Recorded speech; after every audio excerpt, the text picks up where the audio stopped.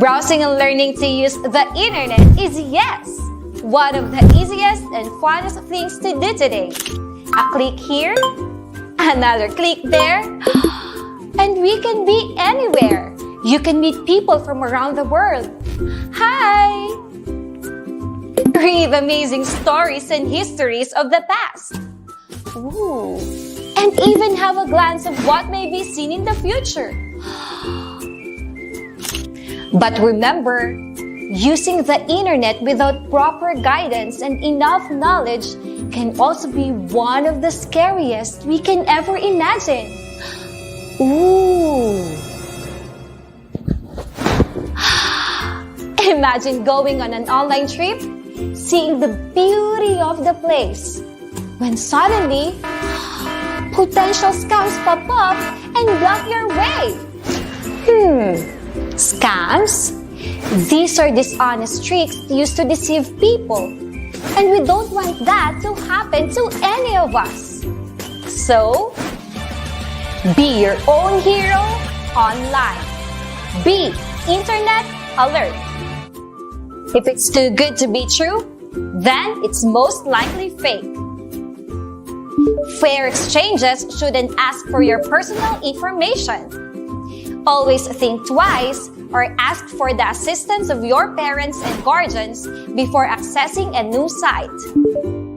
Be on guard for possible phishing that will ask you to log in and give your important personal details. Whew! That was close. Good thing I am internet alert. Remember, any effort to steal your information may be a form of scam. So always trust your intuition and distinguish what's real and what's fake online. This has been your online hero, Ma'am Jennifer, reminding you to beware by being aware, keep your learning safe, and don't fall for fake.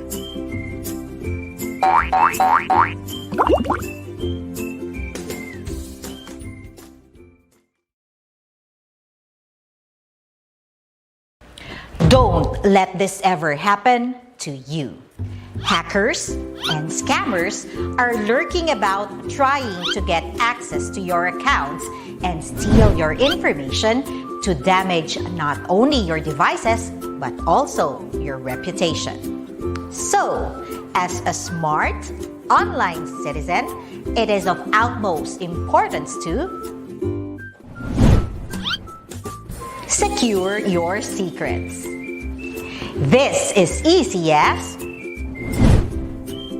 ABCDE. A. Always use screen locks. Protect your phone from unwanted entry by creating a complicated screen lock code or pattern. B. Be protective of your personal information. Avoid putting personal information on public devices or devices unlocked and used by a lot of people. C. Create a strong password. Use passwords that are 8 characters or longer. Use combinations of letters in different cases with numbers and symbols. It should be easy for you to remember, but difficult for hackers to guess. D. Don't share your password. Sharing your password with someone else other than your parent or guardian will put you at risk for hackers and scammers. E. Enable privacy and security settings. Learn to use app or website settings to protect your privacy, security, and safety. With the ABCDE of security, you will keep your secrets safe, secured, and secret.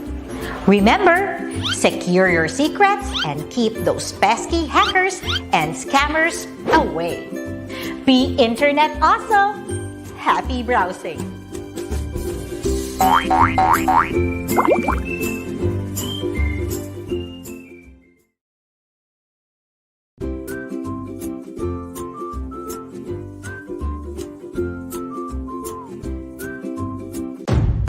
Oh no! The internet can be a risky zone for everyone. Our young learners are most vulnerable to the dangers that it may bring. Online hazards may have tragic consequences. But worry no more. Protecting our young learners against threats of the cyber neighborhood is just a matter of awareness. With Google's Be Internet Awesome program, we can help our young learners to be safe and responsible users of the internet. Aiming to promote digital citizenship, Be Internet Awesome anchors on 5 themes called the Internet Code of Awesome. First, be internet smart or share with care. Second, be internet alert or don't fall for fake information online. Next is be internet strong or secure your private information. It is followed by be internet kind or don't be a cyber bully. And last is be internet brave or talk it out when in doubt. To support its pedagogical value, Be Internet Awesome is supported by tools and resources evaluated by the International Society for Technology in Education and received the seal of alignment for readiness. To begin, let's get some light on the engaging computer game called Interland. Interland is intended for learners aged 7 to 12. It provides fun and adventure-packed hands-on experiences to help young learners discover safety measures in using technology. Players will be called Internauts. Internauts will explore 4 floating islands: the King Kingdom, the Reality River, the Mindful Mountain, and the Tower of Treasure. Each island features a challenging game equivalent to a different lesson. Internauts will collaboratively embark on a quest to combat evil hackers, phishers, oversharers, and bullies by practicing online safety and online etiquette. With this free interactive game, young learners will be empowered to achieve technological independence. It will also help them to distinguish between safe and unsafe behavior in online interactions. This includes attaining a sense of what to share on the internet and whom to share it with, depending on the content. Now, let's take a look at the Be Internet Awesome curriculum. The Be Internet Awesome curriculum features teaching guides on topics such as privacy and security, cyberbullying and online cruelty, phishing and scams, online reputation, and inappropriate content. Aside from teaching guides, the Be Internet Awesome curriculum also contains posters, worksheets, and slide decks that can be used concurrently with the game Interland. To encourage the entire family in promoting safe internet usage, the Be Internet Awesome Pledge can be reviewed and signed all together by parents and their children. Still, the most important safety measure is open communication between the members of the family and the school. Together, we can close the gap that surrounds the digital citizenship of young learners in the present technological age. Remember, play safe, learn safe, and stay safe.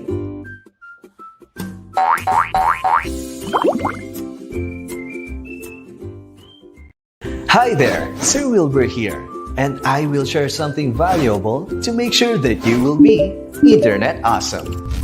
Have you ever posted something in your social media account and later have regrets in posting it? Of course, you can delete it, but it is also possible that someone might have read it before you removed it. Do you share memes or funny videos for fun? Have you considered that someone might get offended? The convenience of using the internet has become part of our daily lives, which helps us communicate, share photos and videos, and post something about ourselves easily. But in the online world, we need to be extra careful.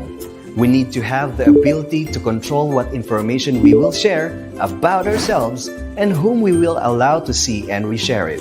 And that refers to online privacy.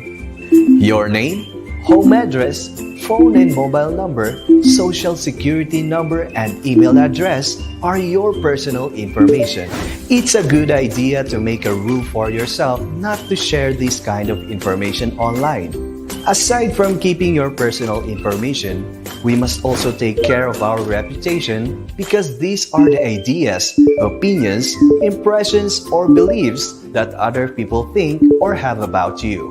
We must also consider what others will feel based on our posts. Different situations call for different responses, online and offline.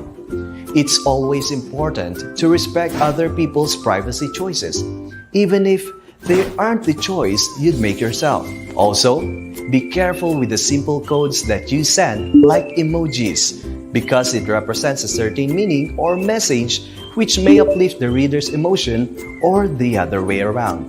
Have you heard of the word oversharing? It refers to sharing personal information or just too much about yourself in a certain situation or conversation online. What's the risk? You might become so familiar in doing it that you are unaware that you are already sharing information about your private life.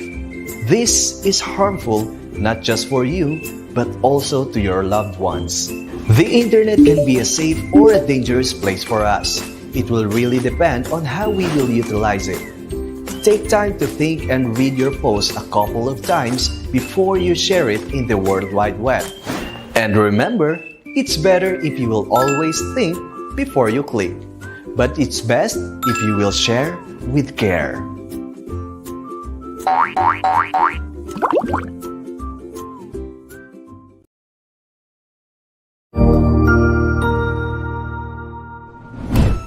Isang masayang pagbati na may ngiti sa aking mga labi. Naghahanap ba kayo ng makakatuwang sa pagre-review ng inyong anak? Meron yan sa DepEd. Ang ETUlay online tutorial ay libre at handog ng ating kagawaran sa pangunguna ng OUA ICTS EdTech. Ito ay isang proyektong makatutulong sa mga mag-aaral, katuwang ang mga magulang o kasama sa kani-kanilang tahanan para masagutan at maunawaan ang mga modules. Hangad din ng programang ETUlay ang matulungan ang ating mga guro sa kanilang mga blended learning classes. Ang ating ETUlay ay mula kinder hanggang senior high school. Bukod sa academics, meron din tayong mga special programs gaya ng All is Wellness, Reading and Math Remediation, Storytelling, Mommy Tech Talks, Classes sa Gramatika, Speech Class, Financial Literacy, at marami pang iba. Pinalawig din ng ETUlay ang ating Alive program para sa mga mag-aaral mula grade 1 hanggang grade 3. Gayun din ay mayroon tayong ALS program at SPED tutorials na makasisigurong makakamit ng lahat ang inclusive education. May SPED hotline na rin para sa inyong mga katanungan patungkol sa special education. Kaya, subaybayan mula Lunes hanggang Biyernes, mula 9:00 ng umaga hanggang 7:00 ng gabi ang ating ETUlay. Sa ating pagtutulungan, maiaangat natin ang bawat isa. Ating itutulay ang pagkatuto upang di mapigil ang pag-aaral ng kabataang Pilipino. Itulay natin ito, sulong edukalidad.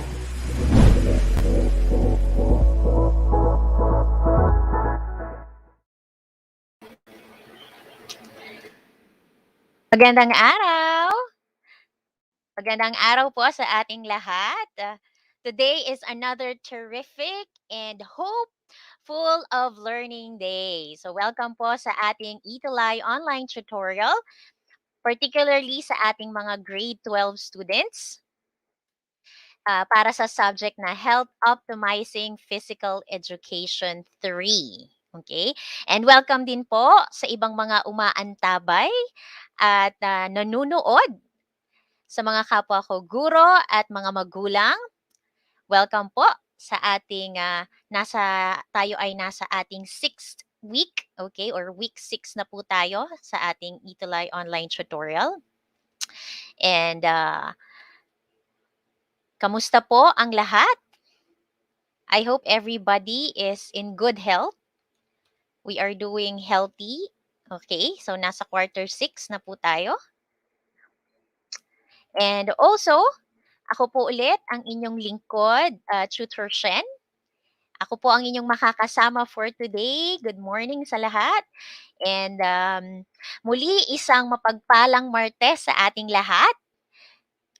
Now, I hope you can patuloy namin kayong makakasama sa mga susunod na araw para sa additional learning and guidance para mas maunawaan ninyo ang mga lesson and activities set for the Hope 3 subject. So maaari po ninyong i-like and share. Makikita nyo po ang ating mga DepEd, ating Facebook pages as well as the YouTube channel.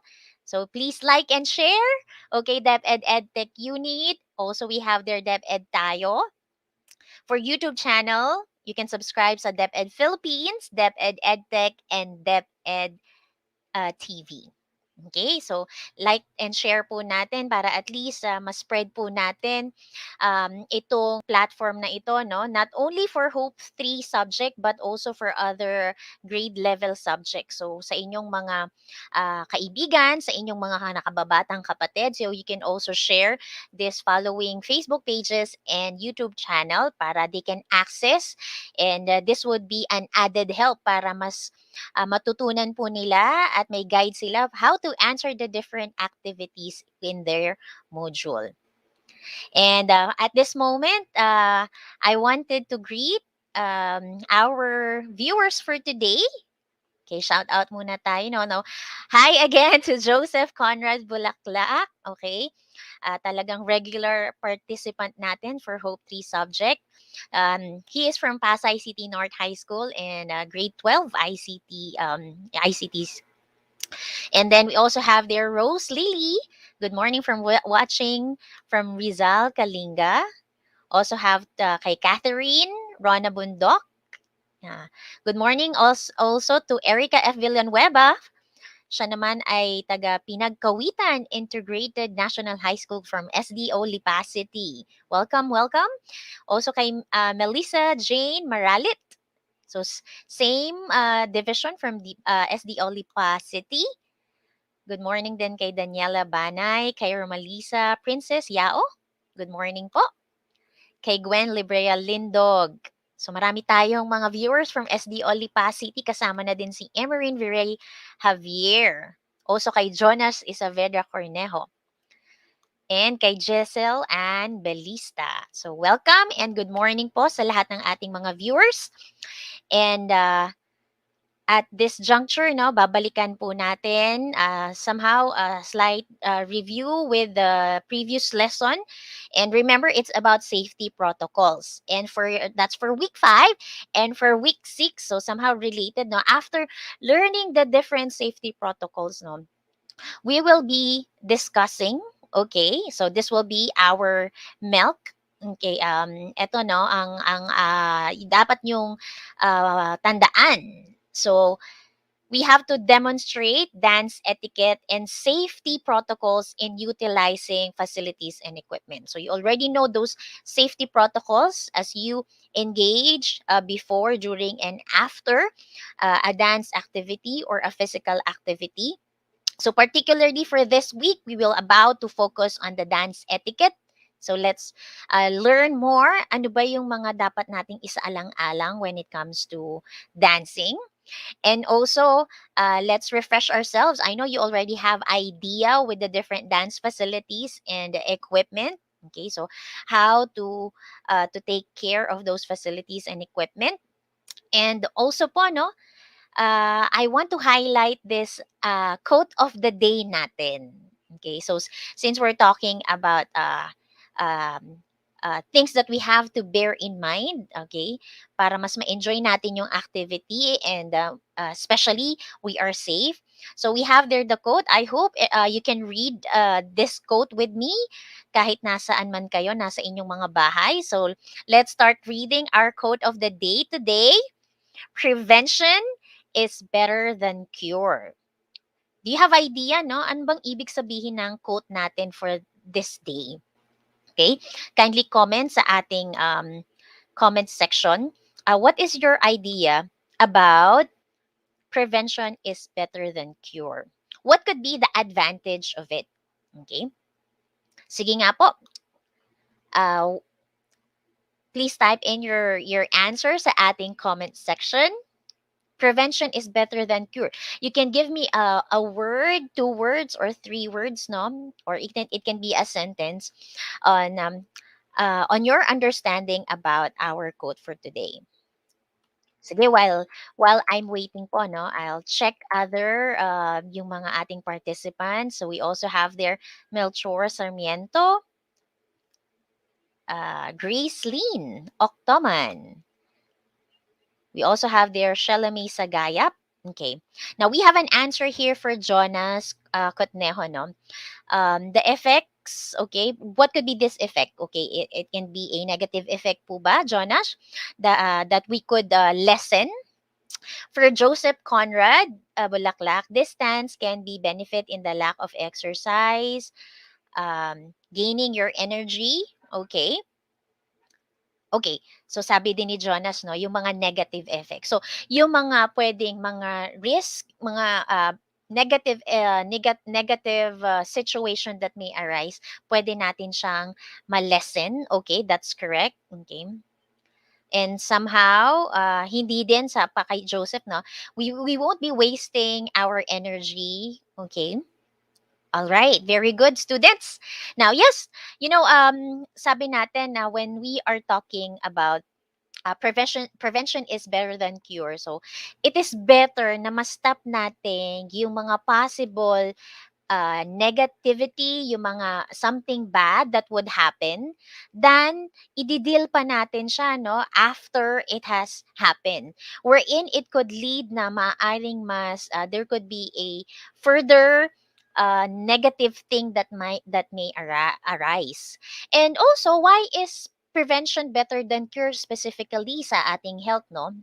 Kasi pwede rin natin, no, it will be cheaper if we were able to prevent that. Okay? Kasi nga, um, kumbaga, if we're going to prevent future illnesses, diseases, or even injuries na pag-aralan natin, no, common dance-related injuries sa dance last week, oh, so we can avoid and prevent those complications na pwede nating maranasan.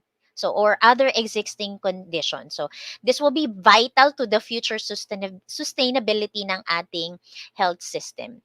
So kaya nga sabi natin na early recognition is very important as well, no?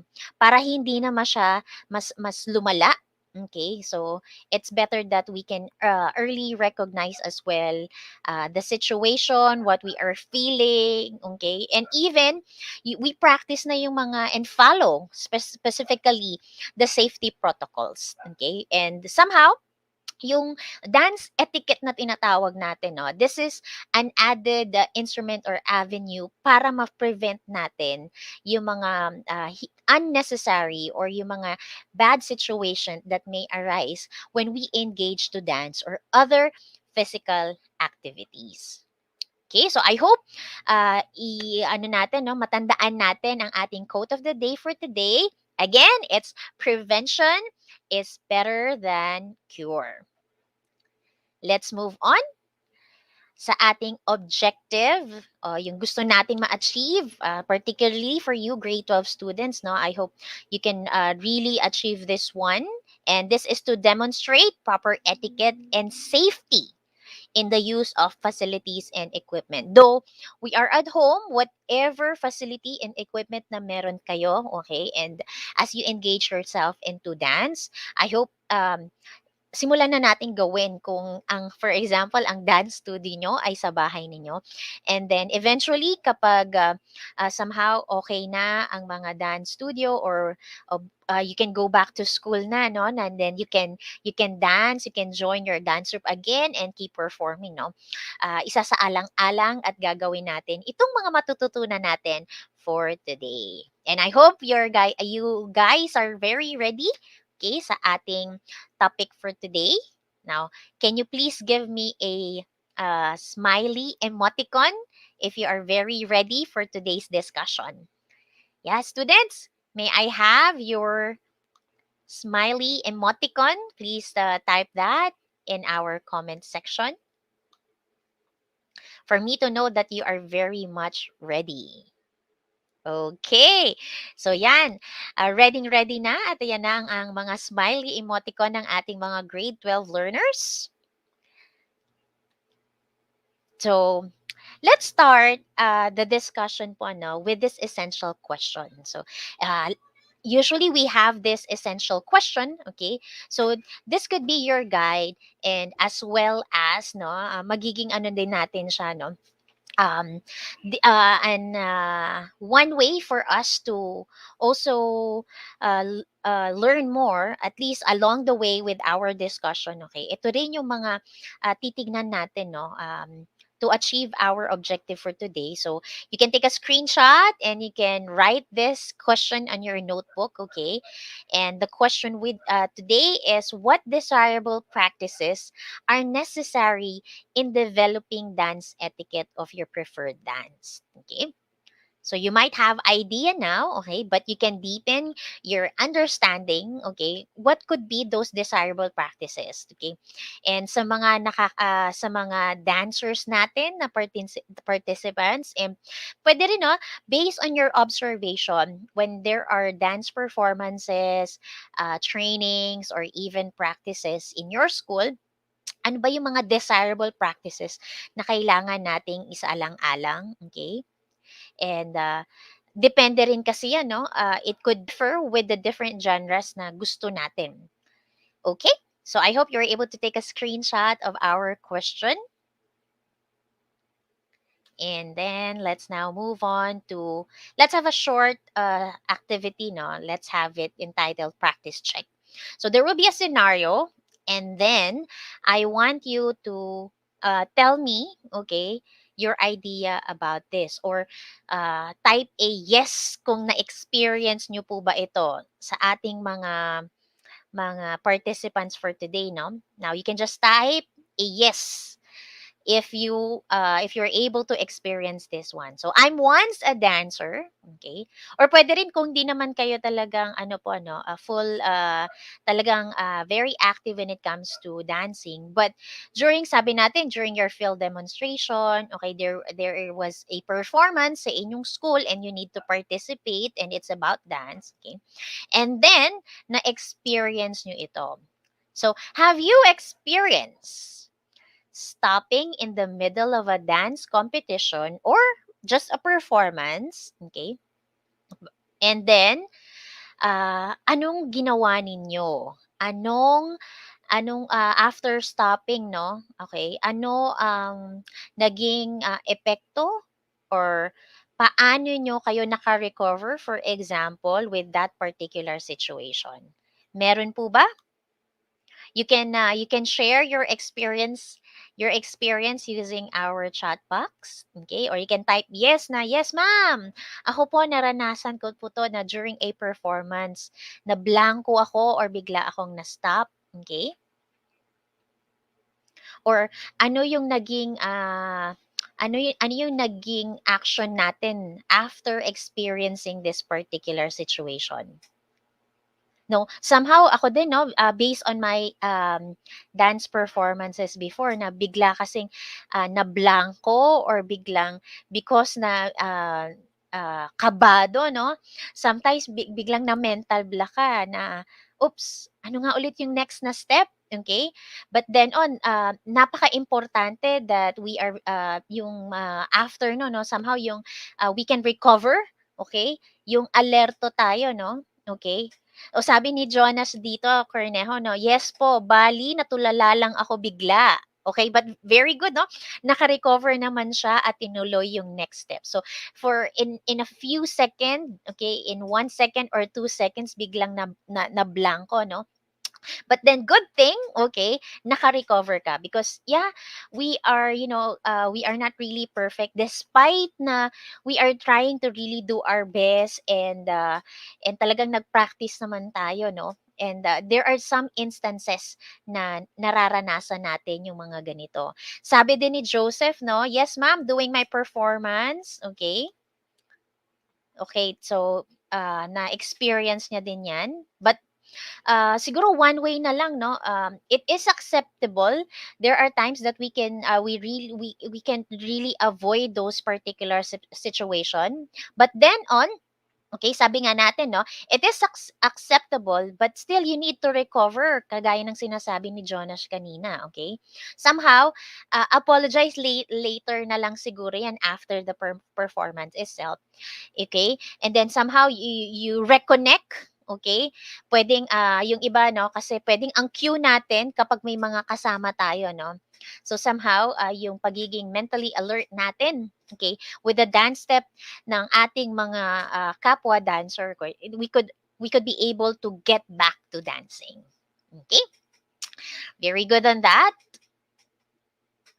So, pero syempre kailangan talaga, yun yung nadadala ng practice para mas na-master natin. Now, our topic is about dance etiquette. So, let us define what is dance etiquette again and again. So, this is a set of guidelines, okay, that help us to navigate the social dimensions of dancing. So, what could be those social dimensions of dancing? So, yung mga guidelines na yon, what do we need to follow?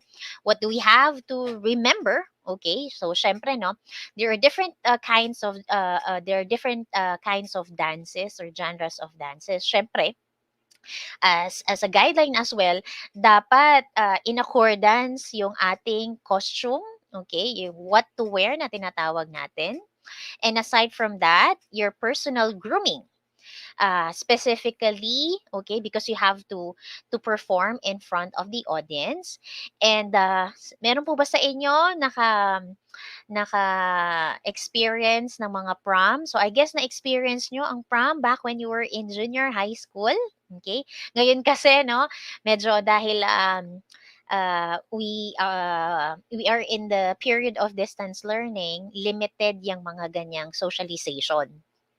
And yan nga, no, what could be, aabangan natin din, no, ano na rin pwede yung maging guidelines in the next coming days na pag okay na ang lahat and then meron namang ano na, prom, okay, yung mga sweet dance, for example. Okay, but could you still remember, natatandaan niyo ba yung mga, yung prom day ninyo? At nakasayaw niyo si crush, okay? O ang inyong ultimate love, for example, no? Could you still remember that? Or just dancing with your friends as well? Okay. So personal grooming, we will check on that. And then also, asking for a dance, declining and accepting, okay, yung dance natin. When to accept, if you're going to decline naman, no, what could be some dance etiquette that you have to consider? And also, what are the dance floor rules? Okay, sometimes, no, baka nakakalimutan natin because of our excitement. Okay, sayaw na po ako, ma'am. Okay, and you're just enjoying the company, dancing with your friends, but still, okay, as a respect, no, we have different dance floor rules to follow. Okay, so let's have here what to wear. So makikita nyo po kami dyan, no? Si Tutor Badet. Okay, ito po ako. Okay, this is when we have Teachers Day celebration sa Inares Center, and different teachers from different districts sa aming school, we were able to perform a folk dance, a Maria Clara dance. And syempre sa different kind of dance, no, there could be dance etiquette to follow. Syempre, for folkloric dances, okay, so dance etiquette allows the cultural identity that a specific dance discipline originated. So kung tribal dance man ito, there would be a specific costume to wear kapag rural dances or Maria Clara dance, okay? So, for this, no, the more formal the dance, syempre, the more formal the outfit din. Okay? So, yan po, this is a Maria Clara dance as you can see in the picture po. So this would, what you would wear would definitely depend on the kind of dance, yung genre ng dance. Okay. Now, aside from that, rather from different dances po, no. So somehow they could wear white tie, and this is the most formal yung sabi nilang category of dressing, particularly sa mga gentlemen. Okay, and ang ano po, no, we have their may black tailcoat, may kasamang black tailcoat matching yung trousers nila. O yung iba naman, no, merong ang kasama ng ribbon, okay? And then we also have there somehow they could wear black tie, okay? So mga tuxedo coat, trousers, trimmed with satin ribbon along sa kanilang lower extremities. So formal, pag formal, syempre, it's a suit and tie, okay? So mapapansin natin sa mga standard ballroom dances, okay? Meron din namang semi-formal, so gentlemen in dress slacks with dress shirt and tie, okay? Others naman, no, gumagamit sila ng jacket, and that's optional. It can be dressy casual, applies to most practices, dances, workshops, and dance lesson, okay? So, comfortable clothing, whenever naman kung during a training, no, during the dance training or during your practice. So sa ating from west country and western, okay, meron syempre iba't iba yung mga costumes na ginagamit nila, no. Well, ito iba kasi it's acceptable with blue or black jeans, but then on still it would depend on the particular area kasi iba't iba rin naman ang culture. So we have there for mga Argentine tango, for both ladies and gentlemen, they wear black or dark themes na mga clothing. Pag mga Latin naman, okay, so kung salsa, merengue, cumbia, alright? So mahilig sila sa mga button-up shirt, okay, mga solid t-shirt, yung iba naman no, mga turtleneck, okay, with their dress and then their dancing shoes. Okay? Now, pagdating naman natin sa sabi ko nga 'no, sa mga folkloric, traditional dress 'no.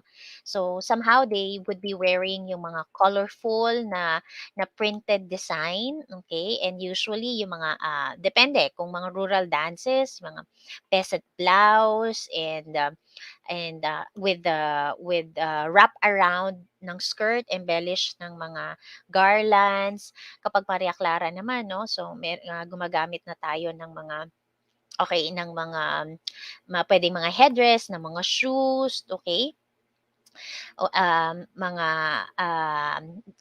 mas makikita natin 'no, mas formal ang kanilang mga ginagamit na pangsayaw, okay.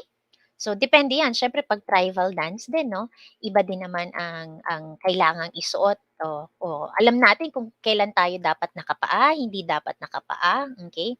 Kung, yung mga ginagamit po natin na, yung mga headdress kung kailan dapat gumagamit ng headdress, kailan hindi. Kasi, may mga iba't iba tayong ginagamit. Like for example, kapag sa mga, contemporary dances, what to wear, maaaring, dancing shoes, pwede namang mga leg warmers, or yung iba, no, they can wear some leotards and unitards, okay, kung naka-tights, okay. So, it would really depend on the nature of the dance. Okay, syempre, lagi nating tatandaan, no, bakit kailangan nating tandaan yon kasi if we are not going to take into consideration kung ano dapat nating isuot, so somehow we couldn't bring life sa performance natin, no, or somehow we couldn't give justice kasi remember when we are dancing, no, yung mga kasama hindi lang sa pagsasayaw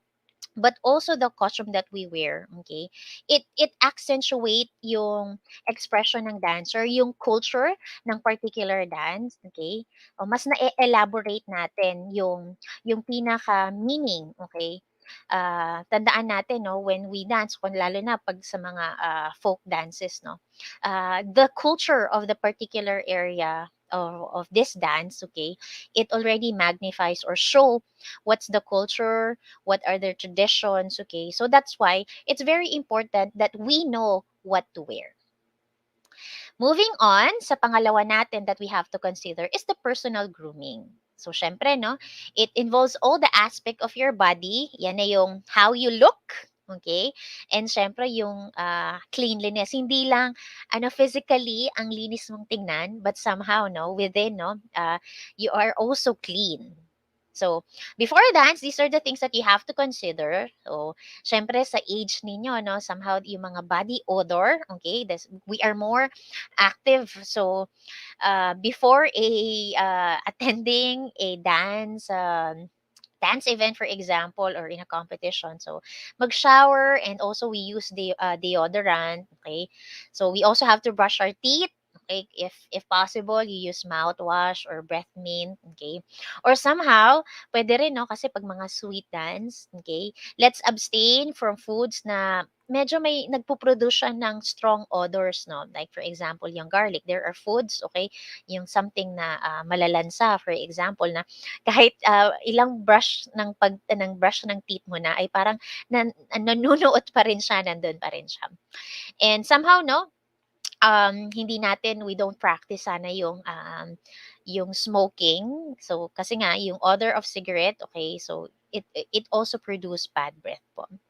And somehow, okay, na kahit minsan, no, pag salita mo naaamoy siya, okay, somehow kumbaga medyo nakaka-distracting, okay, or turn off. Okay. Yun yung mga pwedeng may experience. How about during and after a dance naman? So, uh, hindi porket after a performance, no, na syempre pagbigay todo tayo after a performance, no, pawis na tayo. So sometimes there are people who really sweat a lot, okay. So kahit tapos na yung performance, okay, check your grooming pa rin, okay, whenever it is possible. Syempre pag during the performance, you have to focus on the dance step, the choreography, yung transition with your performance. But then after that, okay, after na pawisan, we could also have to check our grooming. Okay, so maaaring we go to the comfort room, okay, wherein we can freshen up ourselves, okay, towel off, okay.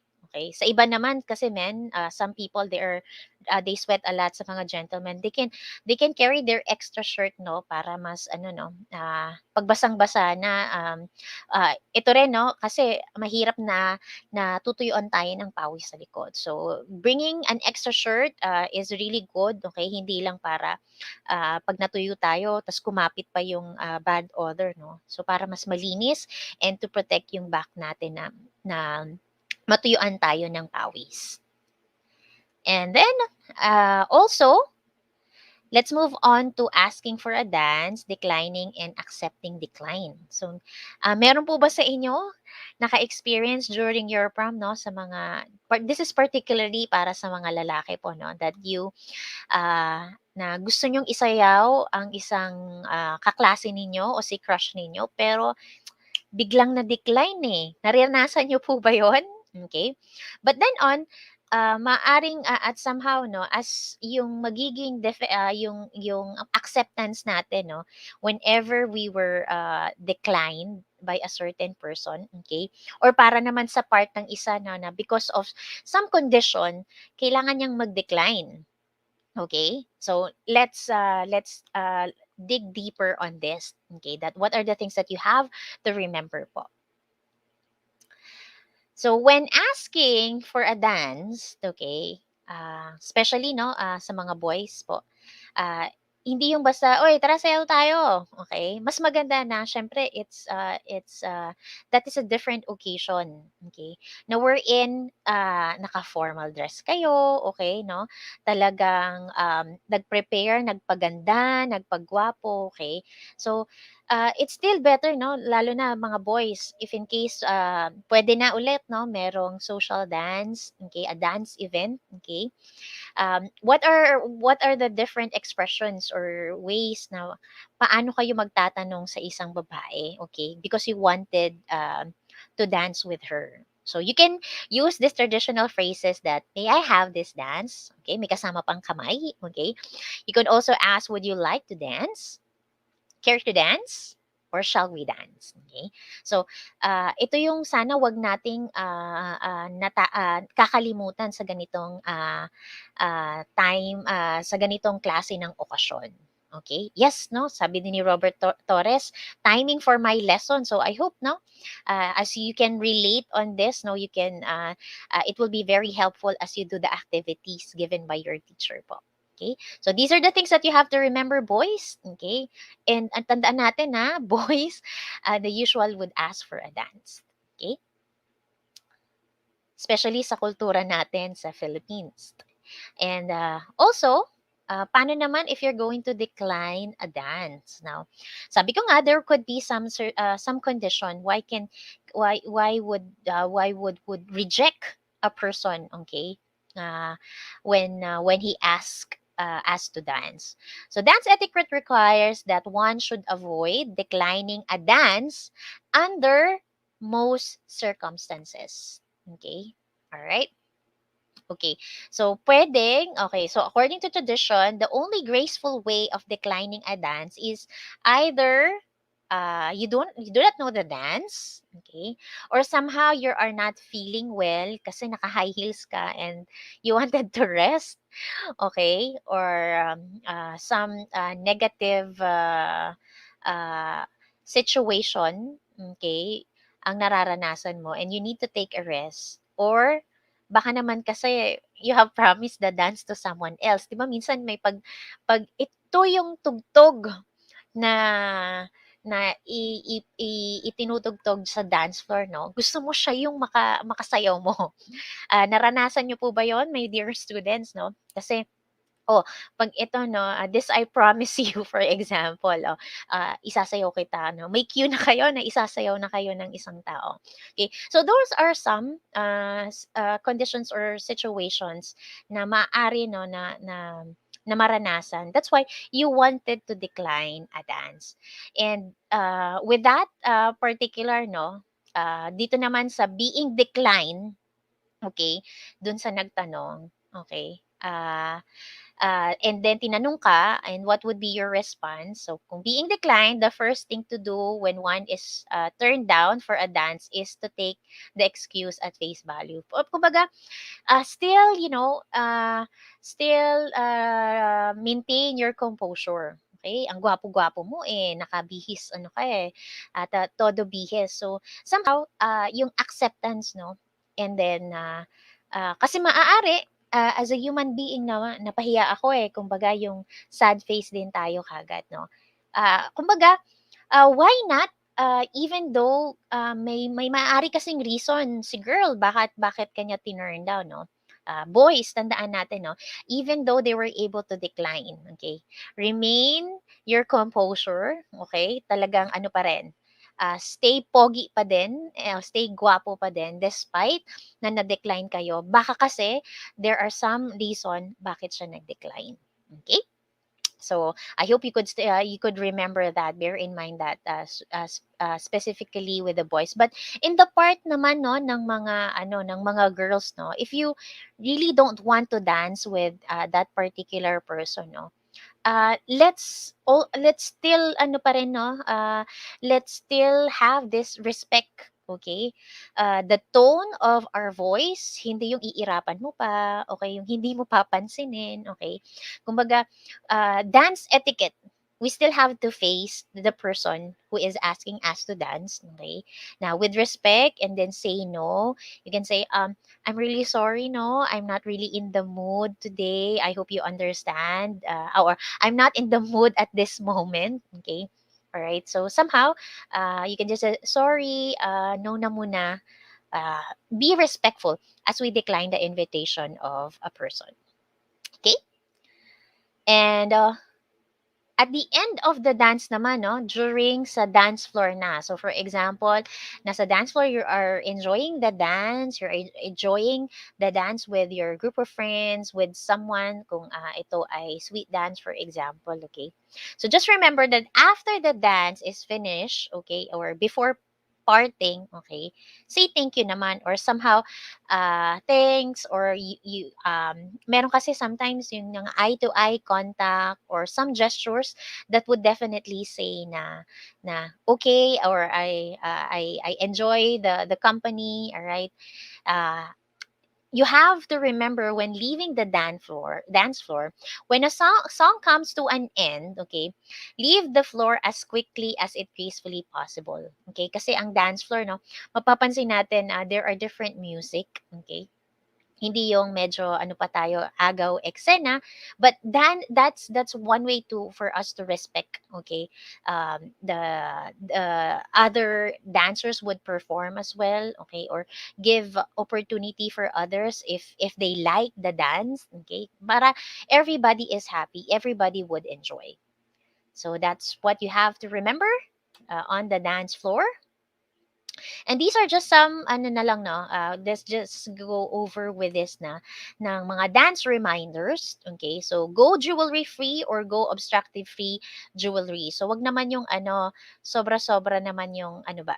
Sobra-sobra yung ating ano no, kumbaga OA na or too much na para sa damit ninyo, sa shoes ninyo or other jewelry sa headdress ninyo kung meron man.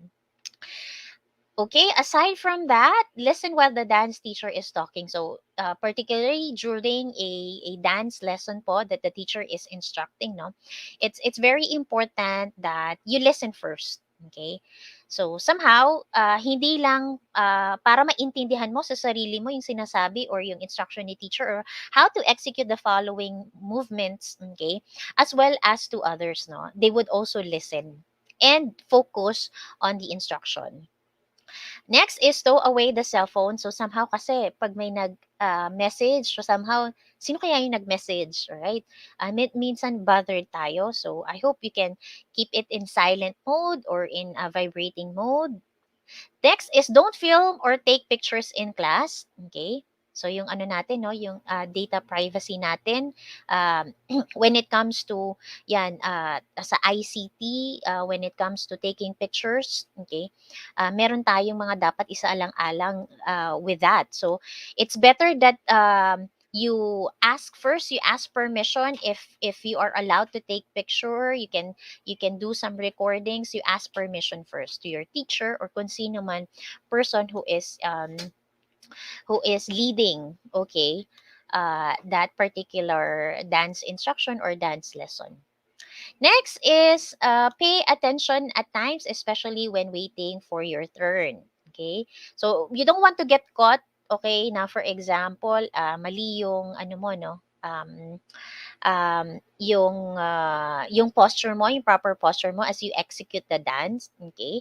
And or umuupo ka na kagad, no?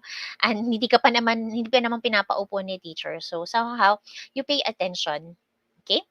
Next is stay for the entire event. You were able to participate in that, particularly sa lesson, no? And usually, um, yung bawat figure, for example, o yung bawat figure ng as you finish the whole dance performance, okay, paano mo siya matututunan, malalaman if you wouldn't stay. Okay, next is always arrive on time. So ang practice natin ay ganitong oras, so let's respect the time of others, and you could fulfill more, okay, if you were able to attend before, or in advance or on time. Next is try your best. Try your best when it comes with the session, with your dance class. So we cannot eliminate yung mga maaring mistake na pwede nating maranasan. But with that, no, if we are really trying our best, I think nothing is impossible. Sabi nga natin, correct practice makes perfect. And the last one, be courteous and respectful sa sarili mo, sa mga kapwa mo dancers, and also sa inyong teacher, or even sa mga audience po. So, please be reminded with our dance reminders. And with that, what could be your desirable practice, or yung mga desirable practices that is very necessary as you develop dance etiquette of your preferred discipline? Can you please comment in our chat box? Okay, what is your answer for this? Okay, while waiting sa inyong answer, let me greet again. Hi, Lance Balonso. Kay Shane Lonyo from Zinya MNHS. We also have there kay Willie Gonzalez Gajeto. Magandang tanghali din po. And to Ma'am Maricor Mangahas Hiner. Hello po. To Sir Robert Torres. I hope this will be helpful. Yeah, you said enrichment po, no, para sa inyo po sigurong lesson ito. Okay. Yes, that is right. Okay, what could be the desirable practices po, no, that we have to remember on this? Now, we have to be cautious when dancing, okay, and let's respect yung personal space, okay, and also respect yung tradition, okay. That's why we need to remember what to wear, okay. Now let's have answer from Joseph. No, I practice sakuting so that okay, you can benefit from the dance festival na meron sa inyo. Okay, that's really good, Joseph. No, okay. So I hope you will remember those dance etiquette. Okay, what to wear, yung grooming. Okay, if you're gonna accept and decline a dance, and also okay. Um, sa dance floor, no, please remember what we need to bear in mind. So in preparation na lang yan sa mga future dance event, okay, na pwede nating maranasan or we can participate. Okay, now let's have here the dance facilities and equipment. I know you have some ideas with the dance facilities and equipment, and let's have this. You can just take a screenshot. No, what could be the importance if we will identify yung mga appropriate facilities and equipment ng gusto nyong sayawin? Moving on, let's have here the definition of dance facility, or can be dance facilities. This is a space that could be used for both. It could be a teaching space. So for some dance teacher, no, they would have to they would have to teach the particular skill or dance movement sa kanilang mga students, okay? And pwede naman an informal or formal performance for a venue. So ang number one dance facility natin with dance is we have there the dance studio. Okay? And no, minsan depende na lang. Pag sa school naman, we have there the covered court. Yun ang ating dance studio. Okay? Maganda, no? Merong talagang dance studio wherein may equip siya ng mirror. Okay? Kasi parang you can see how you project when you dance. Okay? It consists of lighting instruments. Pwede namang mga theatrical or theatrical soft goods, or yung mga sound system na maaaring video projection, okay?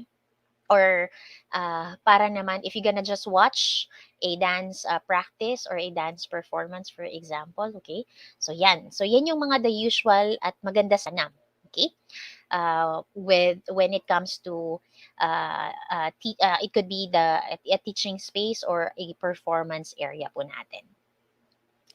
And then, okay, so sabi nga natin, we have some different dance equipment. Nag-iiba din siya, no? Kapag ano din, but syempre, we have the sound system, the usual, the dance floor, but somehow it would differ, okay, with the genre of dance. So these are, remember, the equipment are the tools, supplies, yan, kasama na rin si props needed for the dance participation or performance. So again, it would depend, okay, with the kind of dance. Okay, so these are just some examples na lang po, no, ng dance facilities and equipment when it comes to ang discipline natin ay if it's folk dance, mga traditional dances.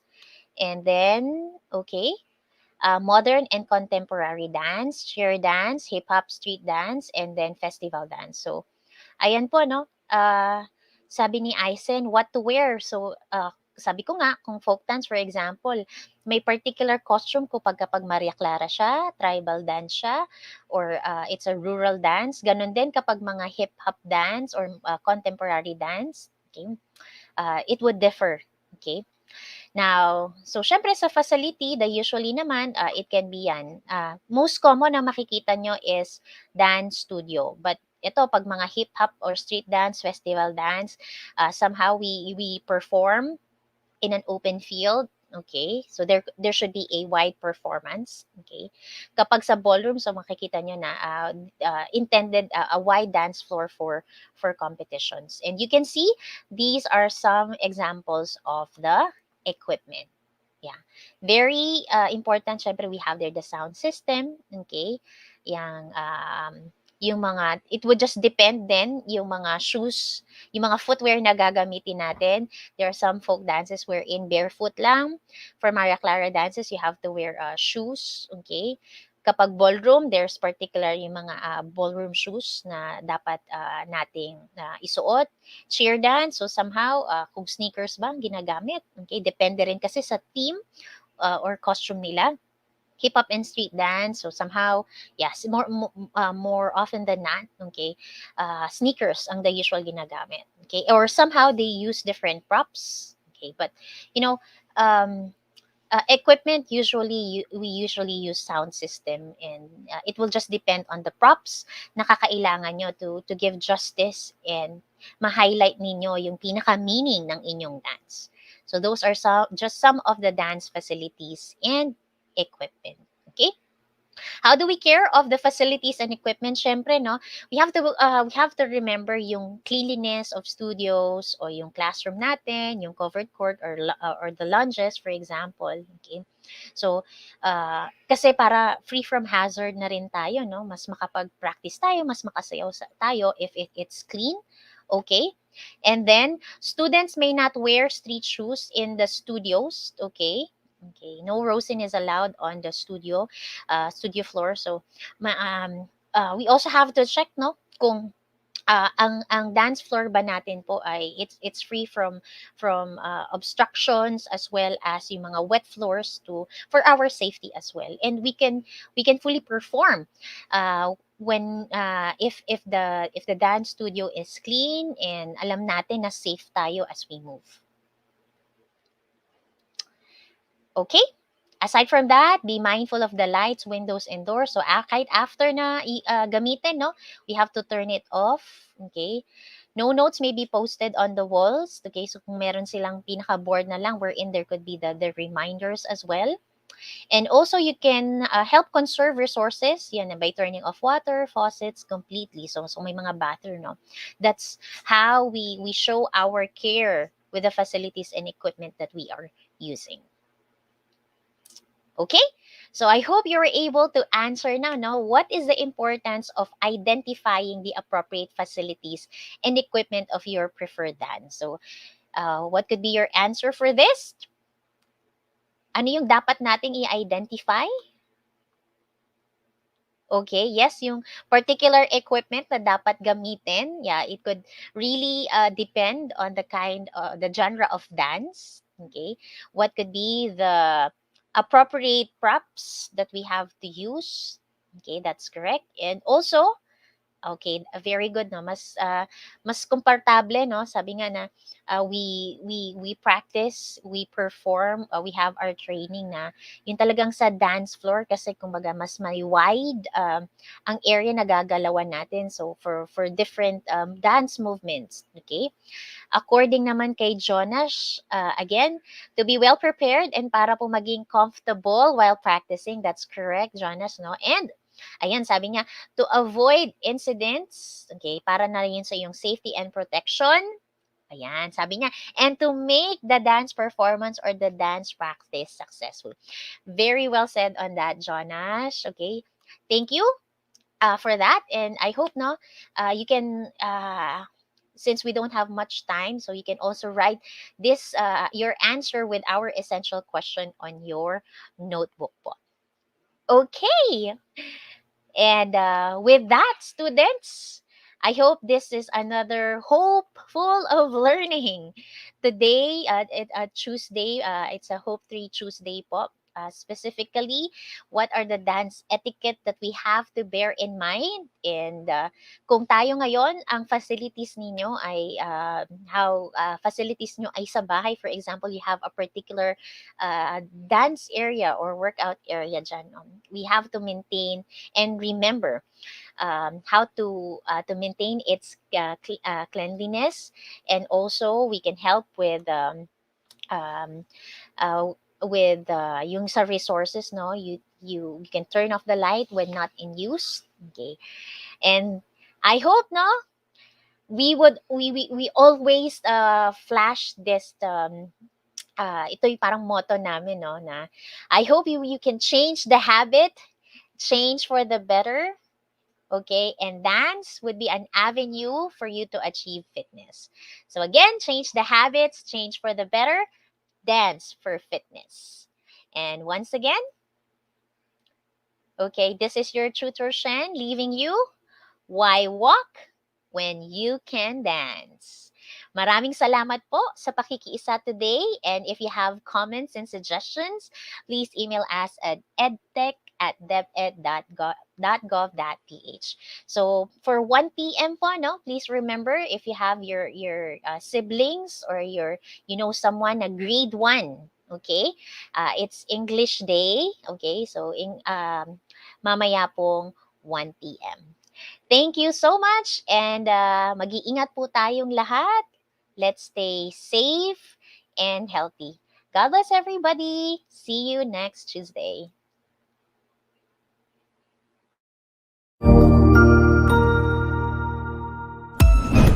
Ang husay naman! Natapos mo ang iyong tutorial session kasama ang iyong mahusay na ETUlay tutor. May bago ka bang natutuhan? I-share na yan gamit ang hashtag #ETUlayLevelUp. Huwag aalis ha, dahil may susunod pang programa na pwede mo ring panoorin at salihan.